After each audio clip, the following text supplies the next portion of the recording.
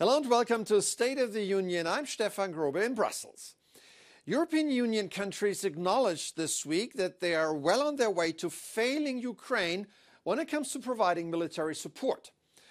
Earlier this year, EU leaders promised to provide 1 million rounds of ammunition to Ukraine's front line by springtime next year in what would have amounted to a serious ramp-up of production. But the bloc is finding it tough to come up with the goods. At a meeting in Brussels, Germany's defense minister was brutally honest.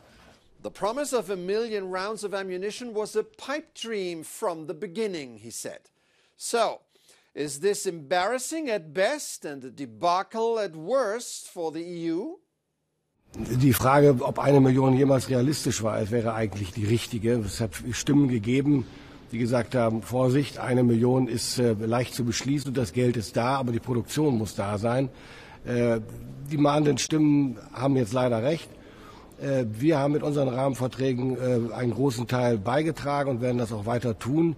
Wir sind in Gesprächen mit der Rüstungsindustrie. Die Produktion muss hochgefahren und beschleunigt werden. Das ist das Gebot der Stunde. The other conflict that Europe is struggling to deal with these days is, of course, the war between Israel and Hamas. More than the war in Ukraine, this one has revealed deep divisions, not only between EU governments, but also within our societies. And a misplaced message of criticism can cost you dearly.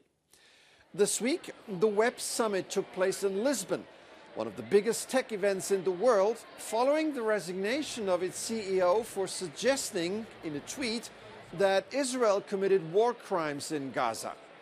This prompted the boycott of the Web Summit by big names like Google, Meta, Siemens, and Intel. The whole affair briefly distracted the conference from its top topic, artificial intelligence, a challenge for our societies that cannot be underestimated. I think that AI is going to be transformational in our lives. Some of it is happening already and some of it is yet to come.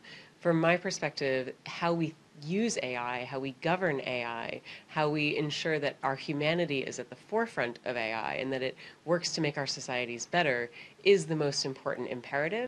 For AI to make societies better and not do any major harm, the world is finally starting to regulate artificial intelligence. But what is really important? Joining me now is Victoria Espinel, CEO of BSA, the Software Alliance, an industry group representing software companies in the United States. She also advises President Biden on AI as head of the National Artificial Intelligence Advisory Committee. Welcome to the program. Thank you. I'm so pleased to be here. So there are attempts underway in both the European Parliament and the US Congress to regulate AI. What should be the major points in such a legislative framework? It's a very busy time for AI regulation, which is fantastic. And I would say to policymakers around the world, not just in the United States and the EU, but around the world, focusing on the most significant risks that we are facing today, risks that can be addressed, I think is what policymakers should prioritize. I think there are great attempts happening in the United States and Europe and other places to have a risk-based approach that is flexible. And the last thing I would say is making sure that it is flexible enough that it will work for the long term, because innovation is going to continue to move forward. And so we need regulation that will be future-proof. Is the European approach different than the American? They are similar in some ways. I think both of them have taken an approach where they are focusing on risks that can be addressed today. And I think that's positive.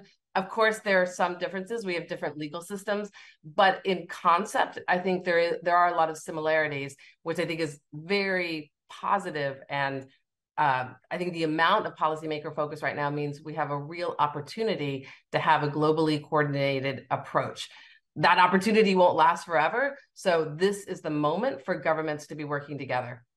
2024 will be a year with elections in some of the world's largest democracies, including the EU and the US. How concerned are you that AI will usher in a new era of political disinformation? That has already been happening. I think the concern is whether or not it will be exacerbated, whether it will be accelerated because some of the tools are there. I think the good news is that because this has been an issue before, it is something that tech companies, that the software companies are very focused on fixing, and policymakers know that this is a real threat that needs to be addressed. So I think that level of focus, again, gives us a real opportunity to put rules in place that will address those risks. And I'm hoping that the elections, in a sense, are a catalyst for that movement. How should we defend ourselves as societies against bad actors in election campaigns?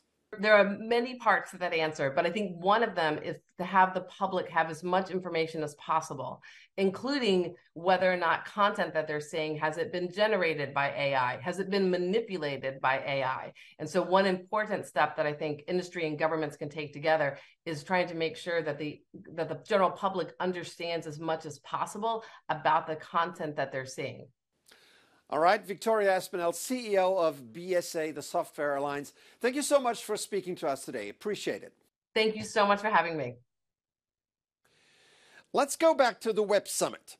One of the stars of the tech conference was Desdemona, Daisy to her friends, a pop star robot powered by a large language model, or LLM, created to explore the potential of AI in the entertainment industry. That means that, thanks to artificial intelligence, Daisy has been trained to mimic human writing by processing a large database of text. And on that, she was quite confident. Robots are amazing. We can do things that humans can't. So it's really cool to be able to explore the world with a different perspective. Plus, it's just fun to hang out with my robotic friends. Well, the future has certainly arrived. That's it for this edition. I'm Stefan Grobe. Thank you for watching. Have an excellent week.